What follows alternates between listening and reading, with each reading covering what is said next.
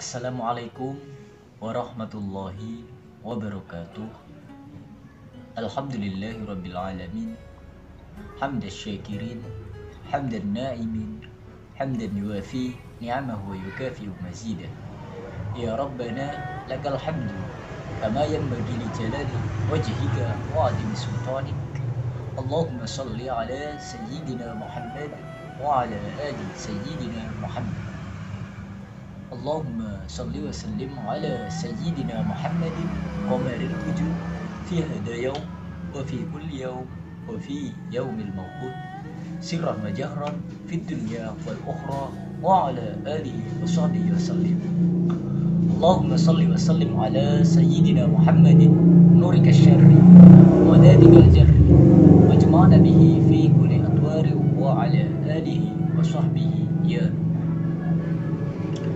Yang terhormat Bapak Mansur Hidayat selaku dosen pengampu mata kuliah public speaking, dan juga teman-teman semua dan pemirsa video ini yang saya cintai dan saya banggakan. Pertama-tama dan yang paling utama, marilah kita panjatkan puja dan puji syukur kita atas kehadiran Allah Subhanahu wa Ta'ala, yang mana atas limpahan rahmat, taufik, hidayah serta inayahnya sehingga kita dapat berkumpul di dalam majelis ini, meskipun majelis ini lewat online, yaitu lewat media YouTube. Sholawat serta salam semoga tercurahkan kepada junjungan kita Nabi Agung Muhammad Sallallahu Alaihi Wasallam yang telah membawa kita dari jalan gelap gulita menuju jalan yang terang benderang, yakni ad-dinul Islam. Ya, di sini saya akan membahas mengenai perspektif kajian fikih terhadap permasalahan tidak senonoh Ustadz pesantren kepada belasan santriwatinya. Sebelum saya memulai atau membahas kajian ini, marilah kita membaca Al-Fatihah bersama-sama. Ala hadhihi niyah sholihah Al-Fatihah. Bismillahirrahmanirrahim. Alhamdulillahi rabbil alamin. Arrahmanir rahim, maliki yaumiddin. Iyyaka na'budu wa iyyaka nasta'in. Ihdinas shiratal mustaqim, shiratal ladzina an'amta 'alaihim ghairil maghdubi 'alaihim waladdallin. Amin. Ya, semoga dengan bacaan Al-Fatihah ini pembahasan kali ini dapat berjalan dengan lancar tanpa ada halangan suatu apapun. Membahas mengenai kajian perspektif fikih mengenai tidak hal yang tidak senonoh Ustadz pesantren kepada belasan santriwatinya. Ustadz pesantren sendiri sebenarnya memiliki tugas yang sangat mulia, yaitu tugasnya adalah menyiarkan Islam, mengajak santri dan santriwatinya ke jalan yang lurus, mengajarkan ajaran Islam, mengajarkan takwa kepada Allah, menjalankan perintahnya dan menjauhi larangannya, mengajarkan kebaikan-kebaikan agar santri dan santriwatinya paham dan dapat mengamalkan apa yang diajarkan oleh Ustadz pesantren. Namun yang terjadi pada masa sekarang ini justru sebaliknya. Ada sebuah kasus atau sebuah permasalahan di mana Ustadz pesantren yang seharusnya mempunyai tugas yaitu mengajak atau mengajarkan atau mensiarkan Islam kepada santri dan santriwatinya malah melakukan hal yang tidak senonoh kepada santriwatinya. Bukan hanya satu santriwati, tetapi belasan santriwati. Menurut teman-teman, apakah hal seperti itu wajar atau bagaimana?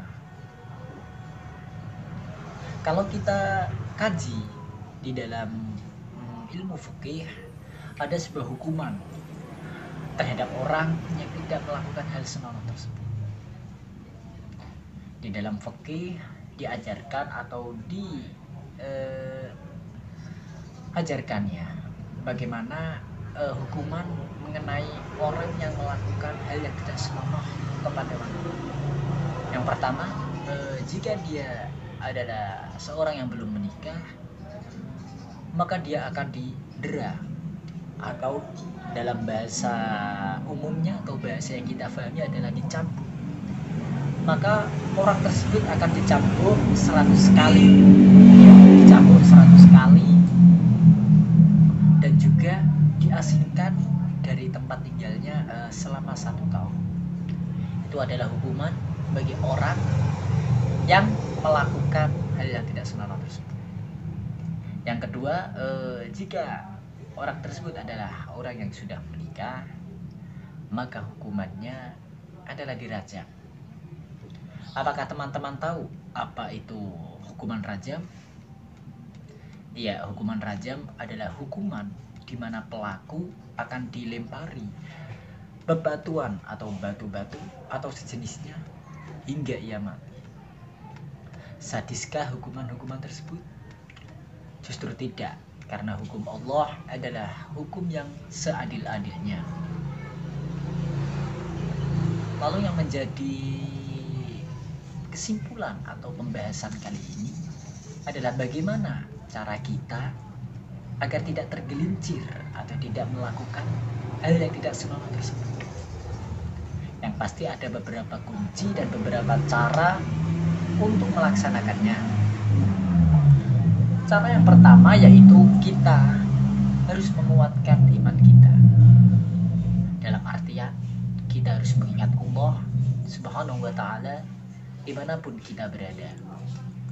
Ketika kita sedang tidur, kita ingat Allah Subhanahu wa ta'ala dengan berdoa, Bismika Allahumma ahya wa bismika amut.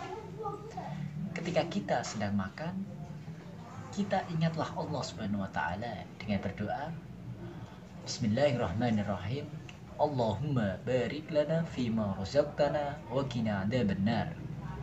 Ketika kita sedang keluar rumah, maka kita hendaklah ingat kepada Allah Subhanahu wa ta'ala, yaitu dengan membaca dan berdoa, Bismillah tawakkaltu 'ala Allah, la haula wala quwwata illa billah. Ketika kita akan naik kendaraan dan akan pergi berjalan, maka hendaklah kita berdoa kepada Allah dengan berdoa, Subhanalladzi sakhkhara lana hada wa ma kunna lahu muqrinin wa inna ila rabbina lamunqalibun. Ketika kita sedang berada di laut dan kita berada di sebuah kapal yang besar atau kapal yang kecil, maka hendaknya kita berdoa dan mengingat Allah dengan berdoa Bismillahirrahmanirrahim wa mursaha. Itu adalah sebuah tanda atau sebuah cara-cara kita mengingat Allah Subhanahu wa ta'ala dimanapun dan kapanpun kegiatannya. Itu adalah cara yang pertama. Dan cara yang kedua yaitu kita harus mengamalkan ilmu yang kita dapat dan ilmu yang kita pelajari, meskipun ilmu tersebut sedikit. Karena ilmu yang kita amalkan atau ilmu yang kita perbuat, ilmu yang kita praktekkan, itu bagikan air yang mengalir, bagikan air sungai yang mengalir menuju luasnya samudera, luasnya lautan. Maka dari itu, amalkanlah ilmu tersebut meskipun sedikit.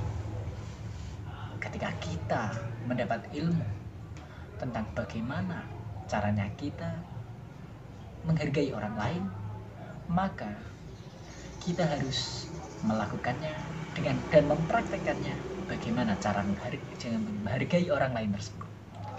Ketika kita mendapatkan ilmu tentang berbuatlah jujur, maka kita hendaknya harus melakukannya dengan melakukan jujur, dengan melakukan sifat jujur tersebut dan menerapkannya di dalam kehidupan kita dan di dalam sendi kehidupan kita.